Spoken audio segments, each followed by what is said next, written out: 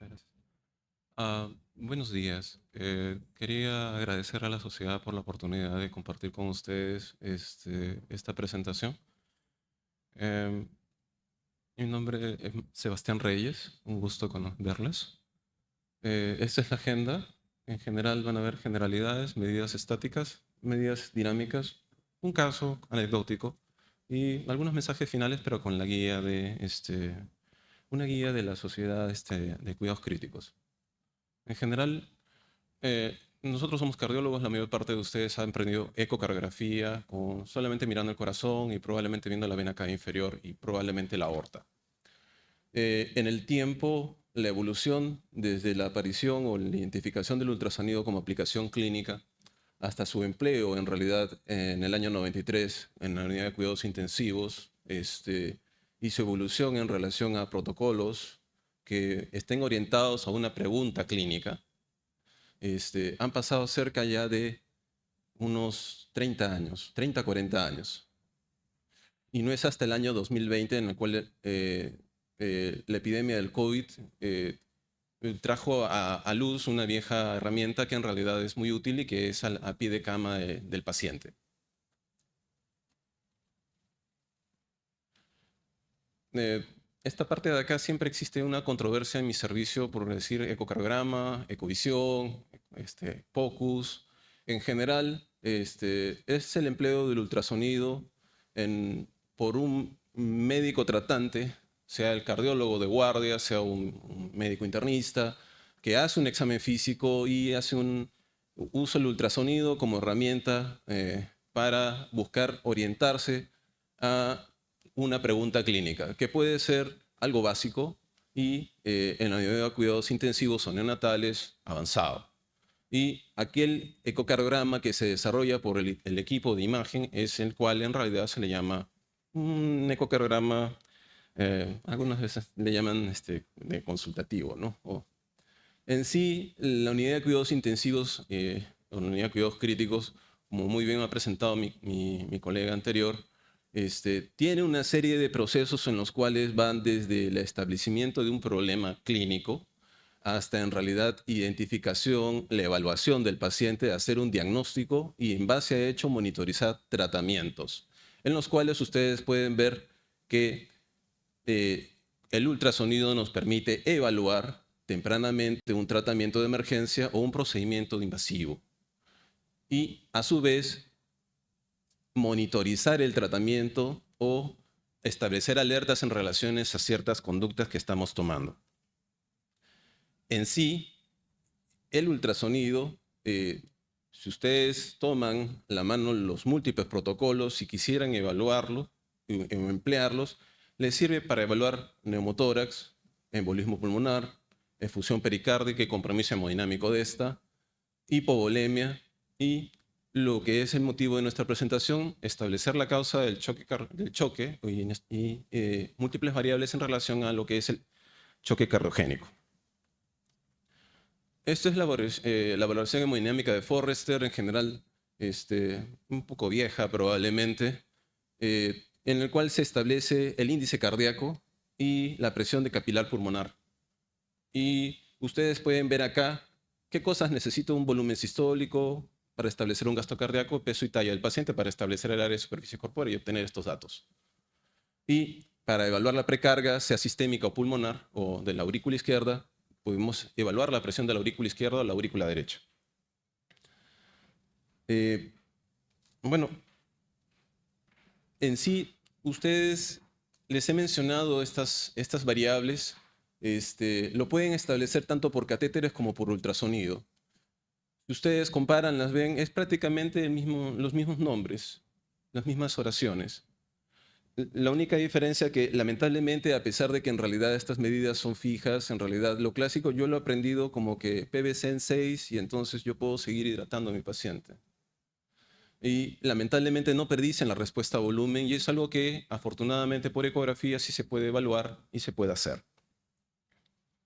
Perdonen, este es un gráfico muy básico, en realidad mediante la ecuación de Bernoulli nosotros tenemos que eh, podemos buscar establecer gradientes en sí por ecografía.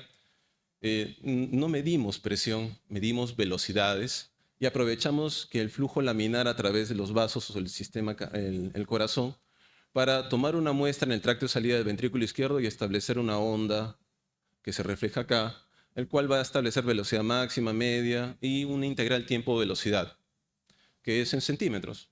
Ustedes ven acá, esto es tiempo, esto es velocidades, y a su vez esta nos permite estimar mediante la ecuación de Bernoulli, simplificada, una gradiente máxima y a su vez el equipo se encarga de estimar la integral tiempo, que es lo que necesitamos para estimar posteriormente un volumen sistólico. Yo sea de paso, esto es una vista para estanar eje largo. Ustedes ven que se mide un diámetro del tracto de salida y, bueno, asumimos que esta estructura es cilíndrica o, sí, pues, circular, disculpen. Y en base a eso pueden usar el radio para estimar el área del tracto de salida o si gustan usan el diámetro con una fórmula modificada. En base a eso, flujo es igual a área por integral, en otras palabras, integral del tracto de salida y área del tracto de salida del ventrículo izquierdo. Y así estimamos el volumen sistólico. El gasto cardíaco, bueno, ya tengo volumen sistólico y multiplico por la frecuencia cardíaca. Si ustedes quieren índice cardíaco, lo dividen entre el área de superficie corpórea. Pareciera muy sencillo, ¿no? El tema es que no lo hacemos tan seguido. Entonces, ustedes ven aquí un esquema del flujo de la válvula de Doppler mitral pulsado y aquí un Doppler tisular del anillo, sea este septal o lateral. Y estas son las vistas, las representaciones por el ecodoppler. Estos patrones son los normales, los habituales, y representan el llenado y la contracción auricular, el llenado rápido y la contracción auricular, que en el caso de los pacientes con choque cardiogénico, son muy útiles el llenado mitral, que establece las velocidades de llenado, y el anillo septal y lateral para buscar establecer lo siguiente. Lo natural ocurriría que si existe disfunción diastólica en un corazón, el flujo va más rápido que el movimiento del corazón. El flujo va más rápido que el movimiento del corazón. Entonces yo les puedo decir que el flujo, para que exista una variable clara para establecer la presión de la aurícula izquierda, es que el flujo sea más rápido que en realidad las velocidades que tengo en el anillo de la válvula mitral. Eso es uno de los criterios más importantes, más el flujo mitral como criterio de disfunción diastólica y incremento de presión de la aurícula izquierda en pacientes con fracción de eyección menos de 45%. Casi todos estos criterios se basan en realidad en la evaluación de la función diastólica del corazón. Y habitualmente esta presión de la aurícula izquierda es sinónimo de la presión telediastólica del ventrículo izquierdo. Esto es un patrón de relajación anormal, probablemente pseudonormal, y un patrón restrictivo por Doppler. Lo curioso es que cuando ustedes evalúan, miren esta onda E', va cayendo en el tiempo y acorde más se va elevando o más se va haciendo la relación EA, más prontamente ustedes van a ver un decaimiento de la onda E'. Y es esto lo que nosotros buscamos establecer entre la relación entre la E y la E' para buscar establecer la presión de la aurícula izquierda. Por último, ustedes verán que mientras yo identifico un paciente probablemente en esta condición, en un patrón restrictivo, si yo intervengo, doy un diurético, lo que pudiese esperar es un cambio en esto y tener un patrón pseudo normal y probablemente un decremento de la presión de la aurícula izquierda. Esto es optativo. En general quisiera orientarles en este sentido. En general, ustedes pueden ver, acá está la presión del capilar pulmonar, que pudiese ser un sinónimo de la presión de la aurícula izquierda. Pueden calcularlo. No obstante, lo que sí les puedo decir es que una relación E' es menor de 8, probablemente la presión de la aurícula izquierda sea menos de 12, menos de 10, y consecuentemente la presión sistólica de la arteria pulmonar sea también normal. Ahora, si es de 15 a 20, la presión de la aurícula izquierda también es proporcionalmente también se aplica en la fórmula, va a salir en este rango y se correlacionaría con presiones sistólicas de la arteria pulmonar más elevadas. Por arriba de 20, lamentablemente la predicción de la presión de la aurícula izquierda no es tan certera y consecuentemente se esperaría presiones sistólicas de la arteria pulmonar más elevadas, la repercusión en hipertensión pulmonar. Disculpen, en general hasta ahí les he hablado de ecografía cardíaca, pero en la actualidad existen patrones de líneas B. Acá no se nota muy bien, aquí debería estar la costilla, otra costilla, la sombra acústica secundaria a la costilla, probablemente la línea de la pleura. Bueno, si no es aquellas aquí. Lo que ustedes pueden ver acá es un reflejo de líneas artefactos, que son lineales que van desde donde va el transductor o la zona de la línea A, que es de la pleura, que son verticales a la pleura y se dirigen radiadamente hasta la parte final del sector, en los cuales son patrones de líneas B. Esto no es tan sencillo de decirlo así. No solamente basta mirar esto y decir, sabe que el paciente tiene congestión. Esto incluso es motivo de una charla y diagnósticos diferenciales adicionales. No obstante, en el contexto de un paciente con presión de aurícula izquierda elevada, detectada por la E' o la relación EA, es muy diagnóstico en realidad de incremento de presiones de aurícula izquierda y ustedes pueden ser consistentes en el hecho de decir este paciente está congestionado. Por último, la presión de la aurícula derecha guarda relación directa con el volumen y la capacidad de colapsabilidad de la vena cava inferior. Ustedes pueden ver de que a vena cava inferior no dilatada y colapsa más de 50%, la presión de la aurícula izquierda probablemente está entre 0 y 5, y que está claramente elevada si es que está muy dilatada y la colapsabilidad es menos de un 50%. Esto es en pacientes que no están sometidos a ventilación mecánica. No obstante, ahora les tengo que llevar a estimar la presión de la aurícula derecha cuando tienen un paciente en ventilación mecánica, y en estos casos es útil en realidad el protocolo VEXUS, en el cual necesitamos aprender y dominar el flujo a través de la vena hepática, la vena portal y la vena intrarrenal, y los cuales ustedes pueden ver de que en la vena hepática predomina la onda sistólica sobre la diastólica y este flujo de acá es de la A reversa. Y van viendo de que se invierte el patrón en una congestión leve y la onda S se invierte. La onda sistólica se invierte en una sobrecarga severa. En el Doppler portal casi es continuo. Comienza a notarse oscilaciones entre un 30 a 50% en una congestión leve, y en una congestión severa esto supera el 50%. Las venas intrarrenales, o las venas renales, ustedes pueden ver un patrón bifásico, el cual se hace más marcado y se notan más claramente las ondas S y la D. Y en el patrón severo claramente se ven las ondas D. Esto es de menos a más y son útiles para en realidad no solamente emplearlos en valoraciones que en realidad han sido netamente para los nefrólogos. La resistencia vascular sistémica, en general les traigo esta fórmula y ustedes pueden coger la presión arterial media, medida invasiva o no invasivamente, medir la presión de la aurícula derecha y con eso reemplazar la ecuación. Y el gasto cardíaco que ya se los he presentado. Y con eso ustedes pueden estimar la resistencia vascular sistémica en un caso hipotético en el cual la presión media es baja, la presión de la aurícula derecha es baja y el gasto cardíaco es bajo. Y esto es una constante. Y las resistencias vasculares sistémicas son en sí normales bajas a bajas. Ahora les tengo que hablar acerca de las variables dinámicas. Las variables dinámicas en general están basadas en la ley de Frank-Starling y a lo que se atreven estas variables ecocardiográficas son que en realidad yo doy un incremento de volumen en precarga y yo espero un cambio en el volumen marcado, en el volumen sistólico en aquellos que son respondedores. Pero si doy un incremento de volumen en precarga y tengo una baja o nimia, incremento de volumen sistólico, esos son los no respondedores. De estas, lo clásico es de nuevo coger la vena cava inferior. Si ustedes cogen el máximo diámetro y el menor diámetro y lo promedian, pueden complementar esta fórmula en la cual si este valor le sale más de un 12% es respondedor. O si simplemente el denominador lo cambian por el valor mínimo, el corte es más de 18 para definir el respondedor.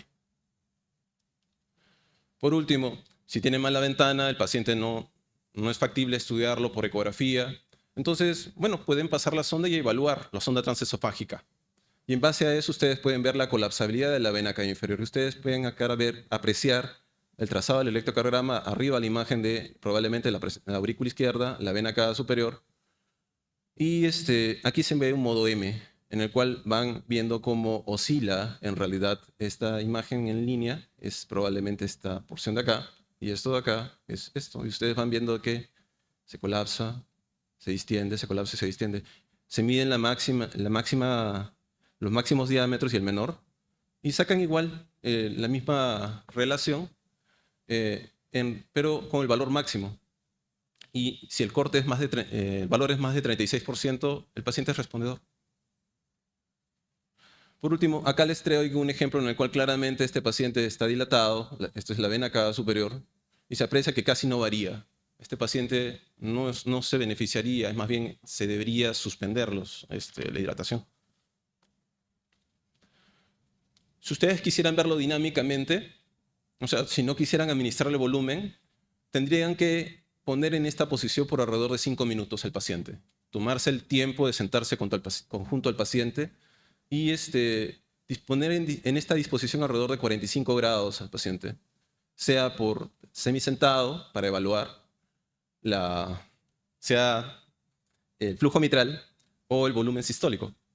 Pero lo que claramente está demostrado es que ustedes busquen evaluar el incremento de un volumen sistólico. Esta sería la representación de que si yo invierto esta posición, alrededor de 500 centímetros cúbicos van hacia el corazón espontáneamente. Y puedo revertirlo y con eso ya paro el aporte de volumen. Y con ello lo que debería esperar es un incremento del volumen sistólico. ¿Qué tanto? Sin ventilación mecánica, bueno, al menos un 15%. Con ventilación mecánica alrededor de un 12%. ¿Vale? Medidas dinámicas. Por último, ustedes pueden ver que en realidad durante la inspiración esto varía. Es lo natural. No obstante, no debe ser tan marcado. Y esto es una variable que usan los intensivistas en realidad como monitoreo invasivo. Esto es un caso anecdótico que tuve en el hospital con un residente que justamente está sentado atrás, Oscar. Yo ingresaba a la guardia, era un varón de 60 años de edad, con antecedente de hipertensión y dislipidemia. Era un ST elevado que en realidad tenía alrededor de 1 hora de ingreso al hospital. Afortunadamente vino en ese tiempo. Era grande el infarto. La verdad yo lo miré y me asusté. En un ínfero posterolateral con compromiso de ventrículo derecho por el electrocardiograma. Disculpen, no tengo el electro para mostrárselos. Y la conducta terapéutica en ese momento, antes que en realidad se hipotensara, era que iniciemos trombolítico y va a angioplastía. Y a los 60 minutos el EKG se normaliza. El tema es que el paciente se hipotensó. Y ya para cuando yo lo vi, en realidad cursó hipotenso, le iniciaron noradrenalina, no recuerdo si fue entre 5 y 10 centímetros cúbicos, acá le pongo un valor referencial, y se hidrató. Se trató como si en realidad fuese el compromiso hemodinámico del ventrículo derecho. El llenado capilar era menos de 2 segundos, me llamó la atención, la presión estaba relativamente compensado, ¿no? En frecuencia cardíaca 90, no parecía estar congestionado, y los ruidos cardíacos rítmicos eran de buena intensidad y no soplos. Ustedes ven acá, en otros países ustedes pueden obtener estudios a pie de cama del paciente con equipos muy sencillos que les pueden dar el modo 2D y el Doppler color. Y con eso pueden evaluar esto. Si ustedes cogen un equipo un poquito más avanzado, un poco trasladable, pudiesen evaluar esto. Y las conclusiones de todos estos números de acá y estas expresiones son, con un ecocardiograma común y silvestre, una función sistólica conservada, biventricular conservada, sorprendente, sin incremento de presiones de la aurícula derecha, sin signos de hipoembolismo pulmonar, sin complicación mecánica. Lo pongo al final en las líneas B porque en realidad son parte de de un ecocardiograma estándar. Y aparentemente tiene una disfunción diastólica tipo 1, pero sin incremento de presiones de llenado del ventrículo izquierdo. Y estas son las cosas que se pueden establecer. Miren, tiene un volumen sistólico en 65, el indexado es 38, aparentemente normal, qué raro, ¿no? El gasto cardíaco es alto, el índice cardíaco es 344, la presión de la aurícula izquierda, de acuerdo a la fórmula anterior, es 12.5, la presión de la aurícula derecha es 8 y las resistencias estaban bajas. Y con lo cual el diagnóstico hemodinámico, miren, con el ecocardiograma puedo hacer diagnóstico hemodinámico, ¿eh? Sin invadir al paciente de gasto cardíaco alto, presiones de llenado del ventrículo izquierdo no incrementadas, patrón de resistencia vasculares sistémicas bajas. Esto es un choque un poco más vasodilatado. Me llamó la atención, ¿no? Probablemente se intervino tempranamente, es muy probable que si en realidad el paciente hubiese seguido evolucionando, esto hubiese sido más severo. Y fue tan severo en realidad la condición que en realidad de todas maneras quedó como un patrón afectado, ¿no? Inflamado, por querer decirlo de alguna manera. Esto es la guía de cuidados críticos. Mencionan que sugieren el empleo del ultrasonido en comparación con el tratamiento habitual, sin ultrasonido en adultos, en pacientes con choque cardiogénico para mejorar los resultados clínicos. En la actualidad la recomendación es condicional, o sea, no es la única herramienta que aconsejan los expertos. Y por último, van a favor. La evidencia es de muy baja calidad, con lo cual es pie a en realidad realizar estudios en este campo. Y me quisiera quedar con los siguientes mensajes, ¿no? Es una herramienta para determinación de volumen y para ver la respuesta a ello. No es la única. Y esto no funciona como que en realidad cojo el ecógrafo y solamente tomo una decisión solamente en base a la ecografía, sino más bien deberíamos de complementar con el resto de medidas. Por último, el ultrasonido también es propenso a errores, y mencionan bastante bien en este documento que en realidad hay que escolarizar, buscar en realidad estudiar y llevar cursos en relación a esto, porque si cae en manos inexpertas, vamos a meter la pata. Por último, es el sentido clínico. Nunca el criterio clínico va a suplantar en realidad la ecografía y en realidad lo que debería hacer es complementarse. Eso es todo. Muchas gracias.